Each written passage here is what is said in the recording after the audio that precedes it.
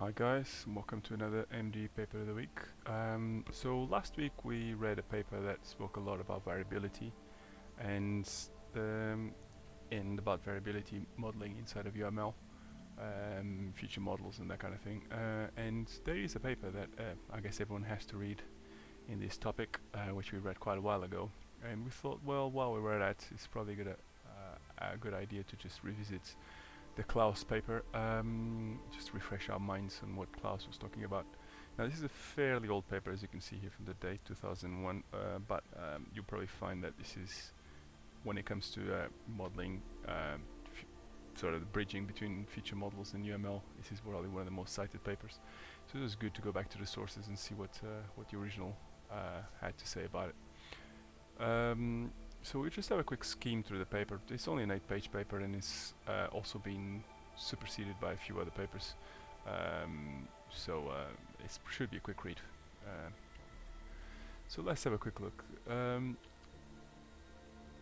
Start with the abstract, I guess. The abstract modeling of variability between members of a product family is necessary for development with reuse and realized using variation points and optional elements. So let's just make sure we got this. The abstract modeling of variability between members of product family is necessary for development with reuse and realized using variation points and optional elements. Okay, interesting. Probably agree mainly with first bit more than anything else, because I think there's other ways of realizing this, but that's fine. The UML can be easily extended in standard ways, profiles. Therefore, even extensions can be standardized in the form of UML profile.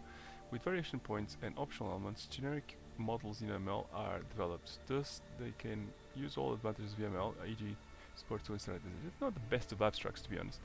I remember really reading this paper quite fondly when I read it first time around, but not very impressed by the abstract at the moment. Let's have a look at the contents. The modeling of software is very necessary for the development of large and complex systems. Now you have to remember, of course, this is 2001, so we're talking about before MDA days, we're talking about before a lot of what we now take for granted, so this precedes all of that, just as a bit of context. So the modeling of software is very necessary for the development of large and complex systems.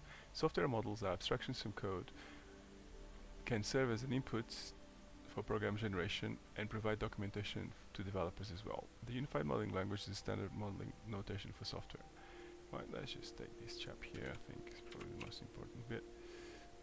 Yet again we find ourselves struggling with annotations.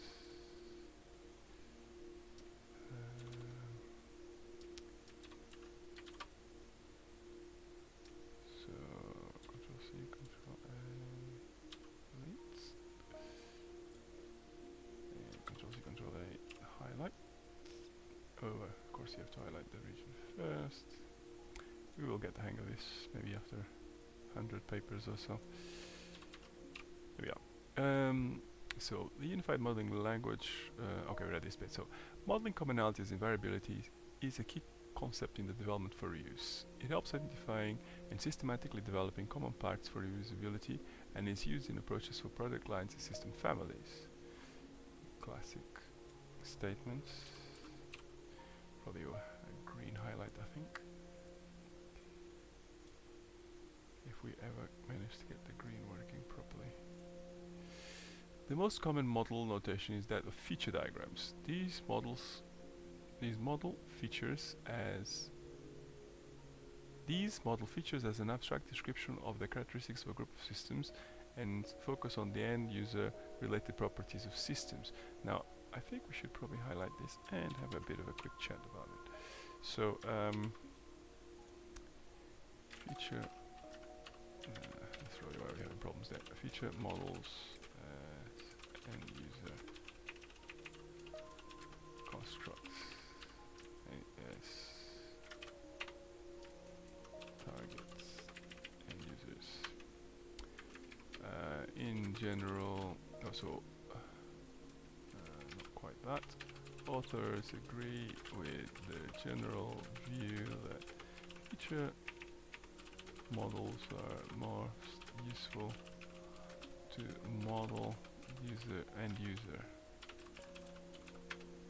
end user related properties of the system. With Dogen, the line is blurred because our end users are regular developers. Just to make sure this point is clear here. To realize such abstract product descriptions, a so-called product line architecture is built that represents a generic model. This generic model can be instantiated for each product using generators or building individual products on top of a platform. Okay, perhaps I'm not here too. So probably meta I again. So what should we say about this? So instantiation of models into products.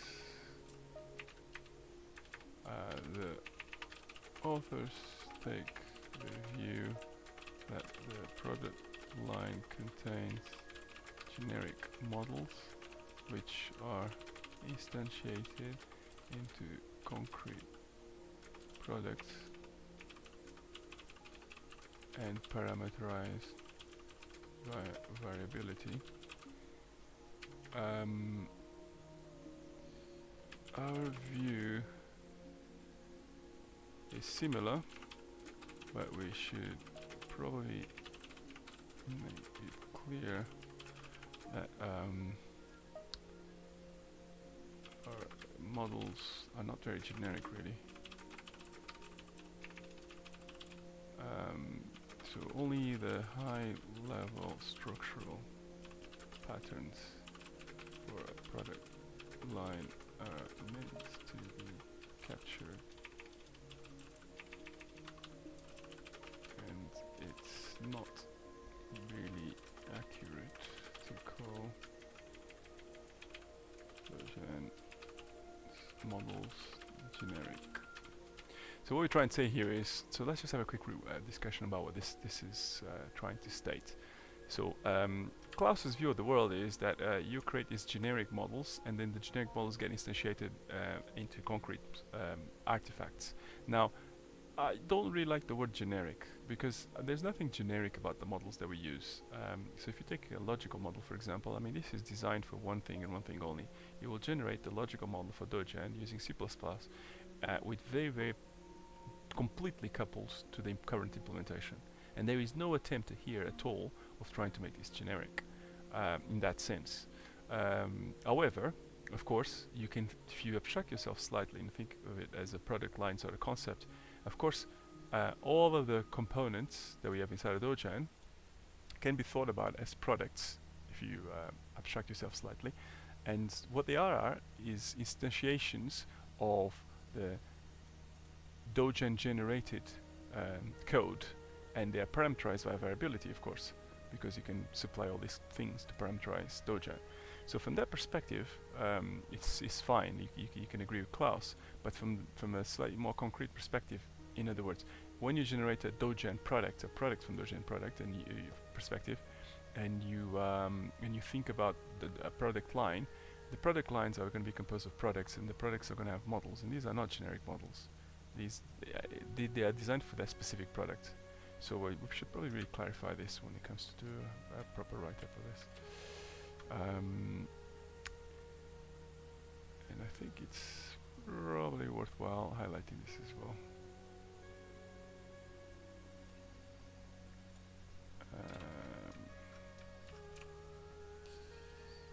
Right, so keep pressing the wrong key somehow. We were trying to just highlight this chap here.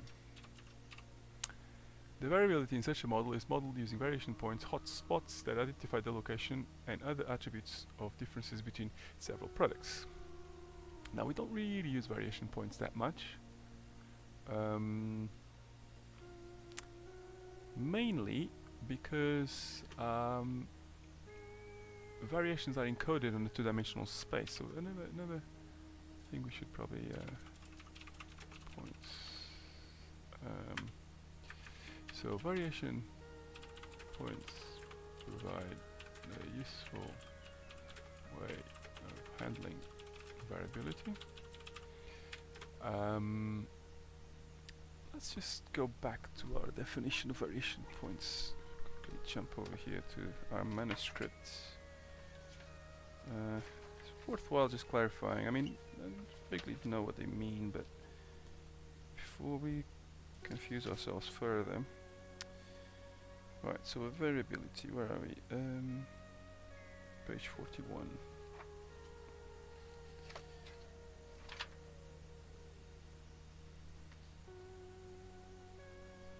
So, in our manuscript we already covered variation points.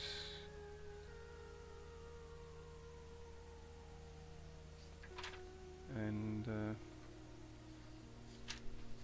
course I'm not going to be able to find this quickly, as always. I believe variation points is actually a concept that came not from feature models themselves, but from another methodology.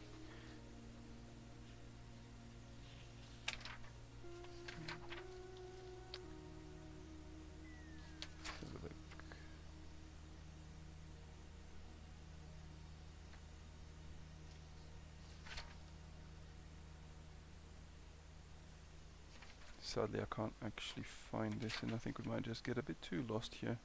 The general notion of a variation point, of course, is obviously it's just basically a point at which the decision needs to be made, and there's more than one implementation. The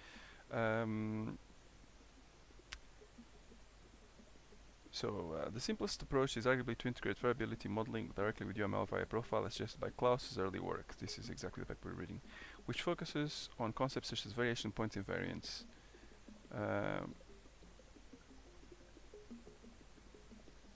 Don't really spend a lot of time describing what variation points and variants are, unfortunately. So we're not much better than we were before. So let's continue. This paper is based upon a thesis about modeling variabilities in UML 11. Okay, let's make sure, because one thing we did not do is to read Klaus's thesis. Let's make sure it's captured.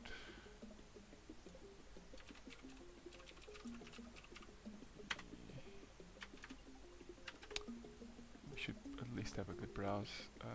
Make sure we got the gist of what Klaus is discussing. Oh, of course I forget. Copying and pasting from PDF view requires using the traditional Emacs keys. We just leave that here so that we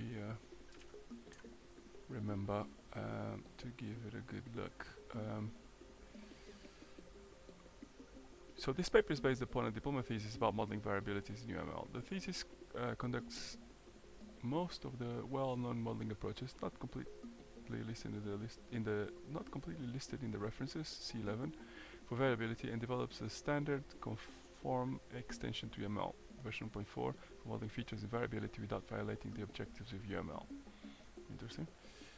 Therefore, the extensions are fully compliant with the specification and can serve as a basis for proposing a standardized UML extension called profile. Fine. This paper focuses on the application of the variability extensions for generic modeling in UML. A more specific description of the feature model extension can be found in 12. Perhaps we read originally. Oh, I see the mistake we did. We actually highlighted the wrong thing, and that would probably explain why we did not read Klaus's thesis, because I think we could not locate an English translation. We just leave it here again for a new search, and again we forgot to use meta for copying. Problem is we only use orgnoter once a week for the reading the paper, so we don't seem to quite remember key findings. We relearn it every week, it seems. Try to locate an English translation. Pretty sure we couldn't do it last time, but nevertheless we'll leave it here.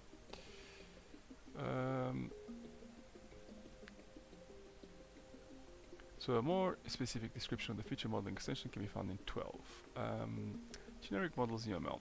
Actually, the UML is designed to model single software systems. Okay, very important points. But it defines mechanisms for extensions that can be formally specified, and this can be used for extending the UML to describe generic models. We probably should have highlighted both. Really. So quite obvious stuff. Generic models are used in domain engineering to describe product line architectures or to develop system families. Now, if you're not familiar with, I'm actually getting all my notes out today, but if you're not familiar with what Klaus is talking about here, is probably talking about stuff like Zarnecki's generative programming. This is the sense in which he's using generic models. Zarnecki spoke lots about domain, what was the word? Effectively the concepts that Klaus is describing here. So domain engineering, sorry, that's the word I was looking for. So generic models are used in domain engineering to describe product line architectures or to develop system families. Such models contain explicitly modeled variability and are instantiated for every product where the variabilities are bound. And this is what we described a second ago about the bounding of the variability. Therefore, variability describes the differences between instances of the system modeled and needs to be bound at specific points in time. I'm not entirely sure what I meant by time, but presumably things like compile time and generation time and so on. The best known concept of modeling variabilities originates from the field of product family engineering, variation points. Good, Klaus is going to talk about it then. Let's have a look at what 2 is. I bet you we're not going to be far from Zarnecki. It's around the time where Zarnecki published his thesis, just a year after. So this is the year just before.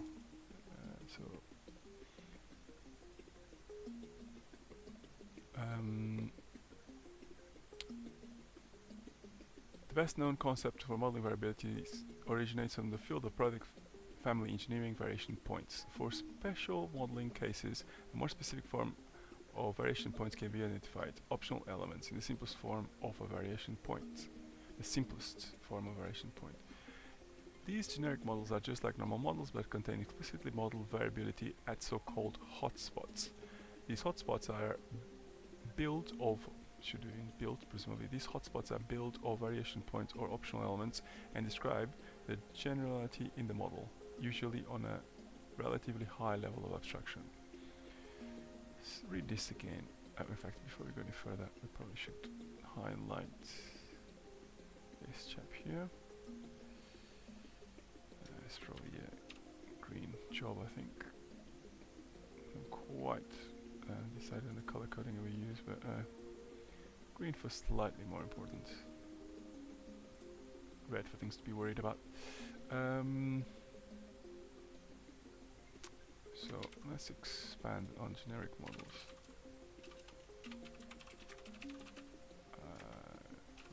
Domain engineering. The objective of a generic model is to describe a product line. Probably should say product line architecture.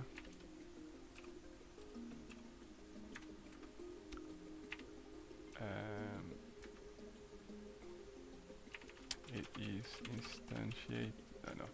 It contains a model of the variability of the product.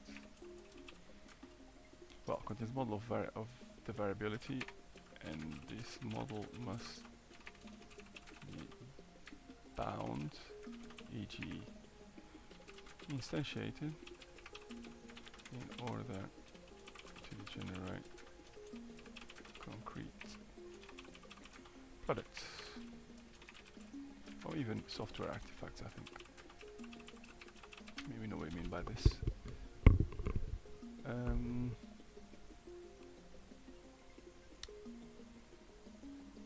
These generic models are just like normal models, but contain explicitly modeled variability as so-called hotspots. We read this already, but these hotspots are built of variation points, optional elements, and describe the generality in the model.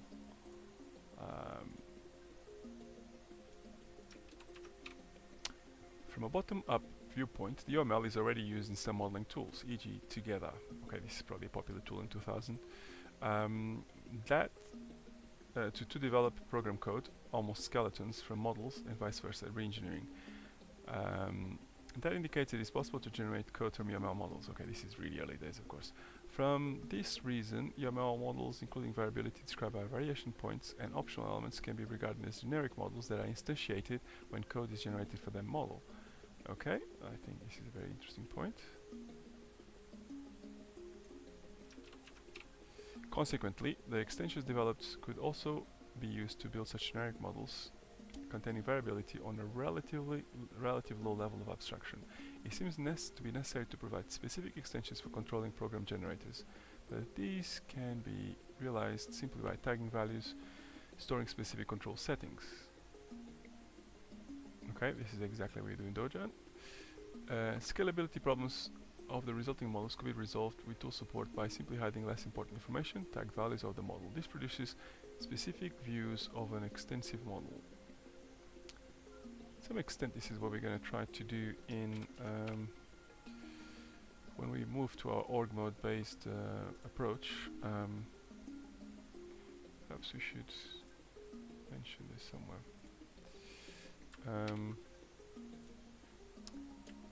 Hiding of less important information.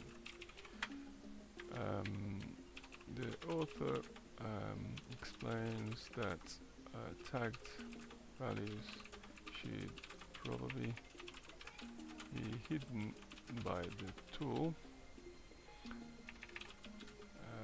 given that they are not important for many use cases in modeling. We will also have a similar approach when we move to the new format, the format for inputs. Actually, a bit of noise going downstairs. Let me just pause for a second. Right. So where are we? Oops. Right. Let's go back to the variation points then.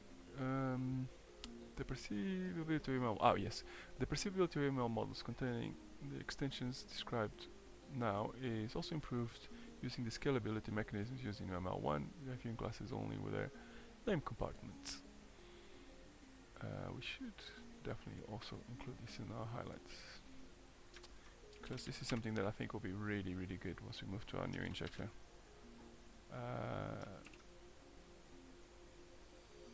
Right, so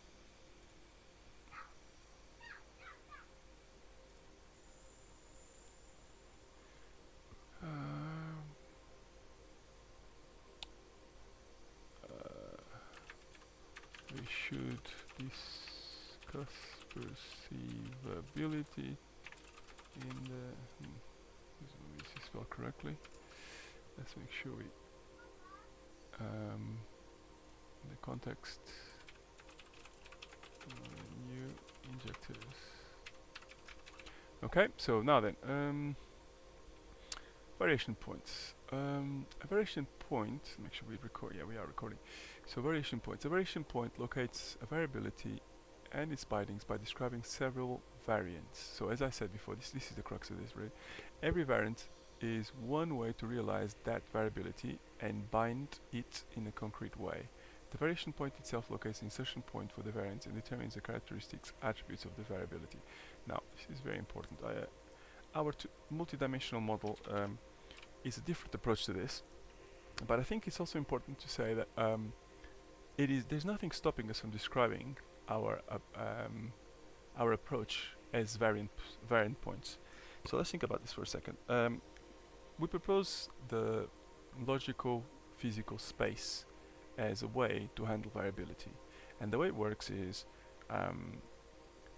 we want the configuration variability to determine what aspects of the physical space is switching on or off. So for instance, this sounds very complicated, but it's actually really rather straightforward.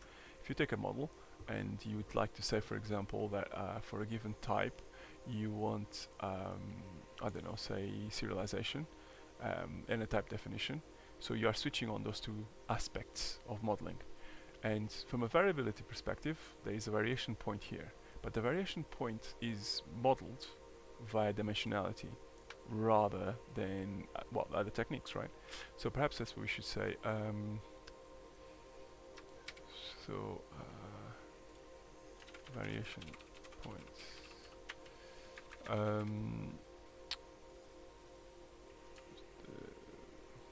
The variation point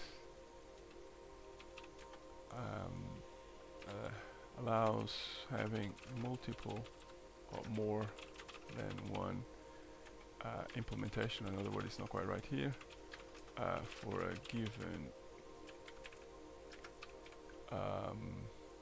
feature, and binding it to a choice, a user choice in the user model. So in this sense, we can say that our approach also entails variation points, but these are encoded in the logical physical space. We need to compare and contrast the two approaches.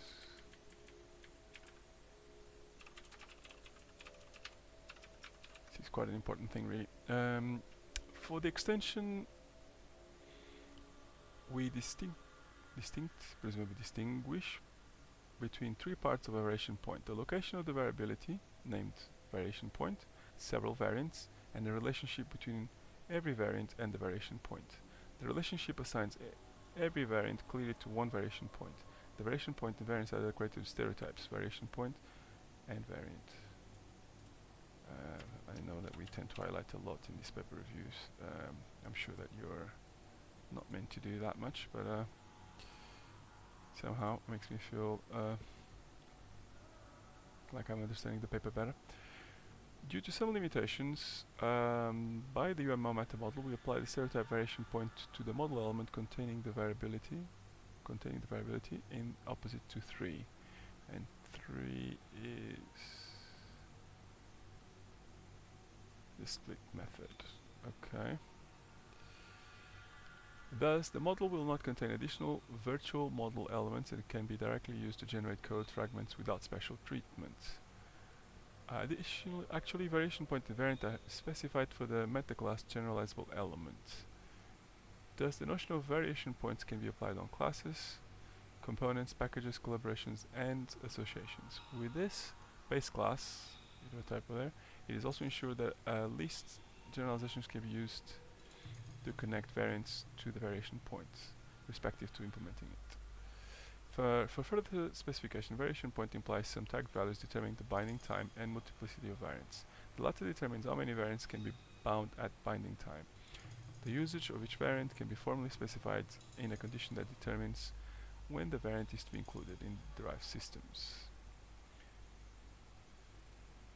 In addition to the attributes, there may be interactions between variants in other model parts. They are modeled using dependencies and are distinguished into multiple expressions and requires. Okay, interesting. To document evolutionary constraints between elements, dependency stereotyped evolution can describe them. This is intended to especially to support the evolution of model and the system. This is something that we're really not going to even think about in Doja. A more sophisticated description of such interactions can be found in 10. We should probably mention that though. Model evolution. We should explicitly state this as a non-goal for the present version of Doja.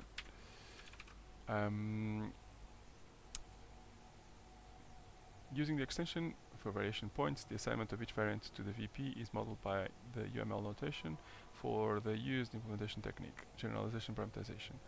As the implementation technique is not known from the beginning of the modeling process, dependencies are used alternatively. In short, use dependencies if the implementation technique is not yet determined or the appropriate modeling construct otherwise. Multiple variation points. Assuming the example of a variation point in a single sorting component, it can be recognized that there may be more than one variation, e.g. the sorting algorithm and the sorted data types vary independently from each other.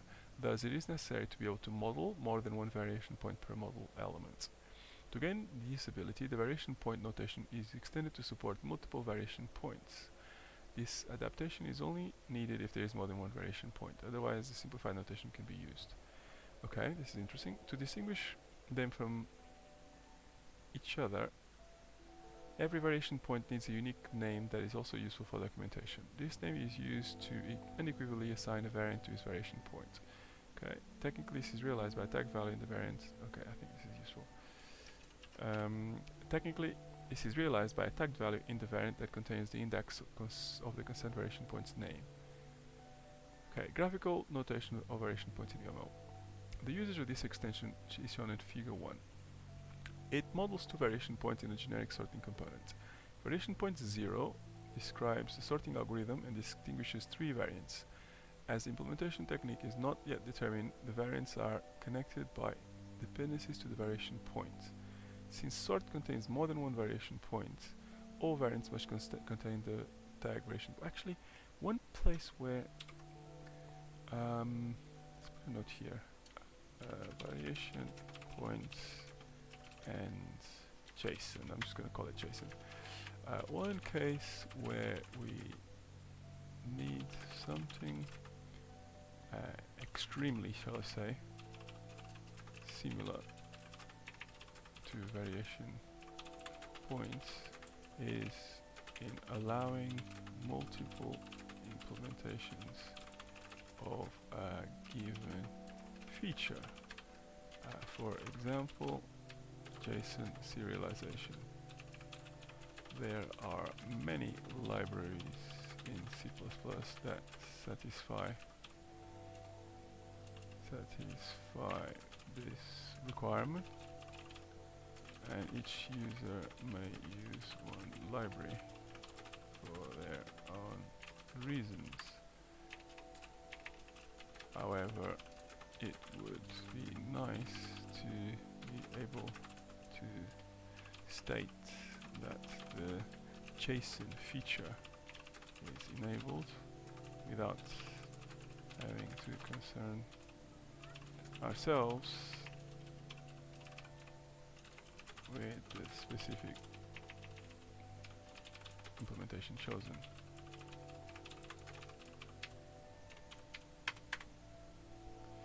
Okay, so that is a case where we probably could do this seems to be very close to VPs. Okay, cool. Now then, seems like there's nothing to worry about. The second variation point, index 1, varies the type of the data to sort and is realized using parameterization. Therefore, the variation points model element is modeled as a template class, and the variants are assigned to the VP by template bindings. Variant quick sort is of variation point 0 also demonstrates the use of condition variant sort selection narrowing the variation space. See subsection 2.3 for further explanation. A real-world example for the usage of this extension is described in section 2.3. There, the variation point is located in payment info and realized using generalization as an implementation technique. Operational elements. Variation points always consist of at least two model elements, variation points and single variants, at least. For some purposes, it's still not appropriate or cannot be applied. Okay, in such cases, the optional elements can be used to specify model elements that are optionally included. So what we got here then? So there's some kind of data. So this is figure 1, so we go back to our sorts. The idea here is we have an interface of some kind, the variation point, and then two implementations for the variation point sort. Now, you probably heard me moan about this before, but these kind of examples don't really illustrate the techniques terribly well, because, I mean, no one's going to model a sort. I mean, there's not where useful things can happen. This is just too low level of detail, really. However, unfortunately, a lot of the modeling papers use these examples. It makes it quite hard to understand how exactly these techniques work. But one has to extract the higher level concepts in order to be able to do this. Having a lot of noise downstairs today, I'm afraid. The concrete inclusion can be specified with a condition analogous to variance. The time when this decision of existence will have to be taken at latest is described in the binding time. For the binding time, 5 values are distinguished: at development time, during system builds, at installation time, at system startup, or at runtime. Right, so binding times. Should probably highlight this because it's quite a crucial thing. Actually, I think this one should probably be in red because pink. Binding times. So authors provide a very fine-grained approach to binding times. In Dogen, we took the simplest possible approach, and all binding is done at generation time. Presumably build time in the paper's categories. Okay, now then, an example for a generic model in UML. The sample model shown in figure 2 shows usage of variation points in optional elements.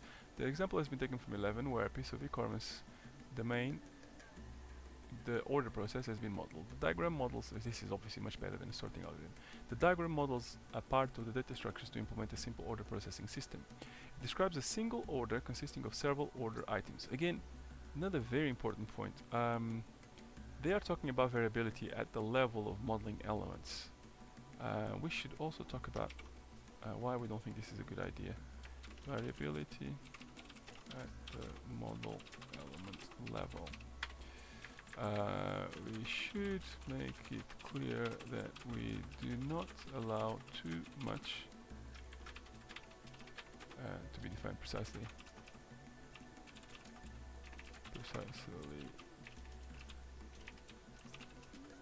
What is meant by this later. Variability in the logical dimension. In other words, you cannot use parts of an object definition based on variability parameterization. This is quite important. We don't really want to be able to allow this sort of stuff. It's just too complicated. It describes a single order consisting of several order items. Each item has an assigned price calculated with specific pricing methods. For example, list prices are taken from the product information. The overall system optionally features contract-based pricing with discounts-based or flat prices. This feature, contract-based pricing, is only included in highly qualified products and therefore marked as optional. As a result, all system parts concerning this feature can be removed. Actually, there is the exception of object templates. We need to explain that as well. As a result, all system parts qualifying concerning this feature can be removed at compilation of the system, leading to more compact binary code and less memory requirements. The interdependency between the data class for discounting. See, this is where we're really complicated, right? The interdependency between the data class for discount storing and the existence of the appropriate payment method is modeled by the dependency requires between contract and enumeration element contract base. So you can see exactly what's going to happen here, right? You start enabling all these different parts of an object, and then there's a whole load of code that is dependent on that existence. So now we have to find some kind of way of expressing that variability in low-level physical sort of constraints, like for example the C++ macro, C macro, or something like that. So this is why this is not a good idea.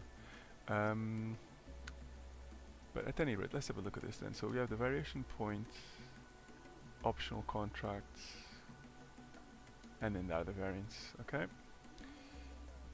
Another. How are we doing for time? We're slightly running a bit late.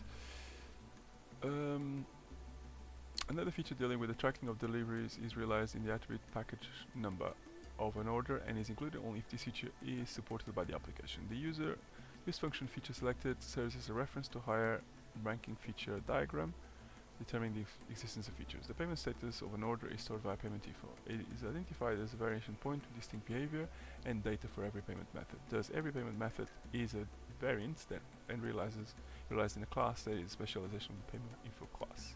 Fine, we're not going to get too much detail of that implementation level. We get the gist of it. For systematic development for reusability, this is another point about papers. I mean, of course this is an important paper, we do want to understand it, but there's only so much you can get out of each paper. You need to sort of figure out how it's connected to the bit you're doing, understand what's in common, what's different, but you don't necessarily need to get into the absolute ins and outs of the paper, because of course computer science is not like other disciplines where you read one paper and then your thesis is just an extension of that one paper. Perhaps you need to read a lot of papers, you need to synthesize a lot of information, so it's not possible to understand everything in super detail. It's just the way things work, really. For systematic development for reusability, the first step should be the explicit recognition of the features of the target system. Fine. This should be modeled in a feature model with an accentuation of the variability as known from domain engineering approaches, right? So this now you're in the Czarnecki domain. For generic models, the feature model organizes the implementation of variability as proposed in 6. It also enables the modeling of configurations in UML, but this is beyond the scope of this paper. Using the extension, feature models can be described in UML. This notation supports all kinds of diagram notations and additionally enables the use of UML typical concepts, constraints, and DOCL. Further information on modeling features with UML can be found in 12. For generic models, it provides a way for abstract modeling of dependencies between several system parts. Caused by the nature of features, it is also can model non-functional requirements. Okay, so we don't really care about anything non-functional. Features should be used to organize the variability expressed in the model. This can be, okay, features should be used to organize variability expressed in the model. Excuse me.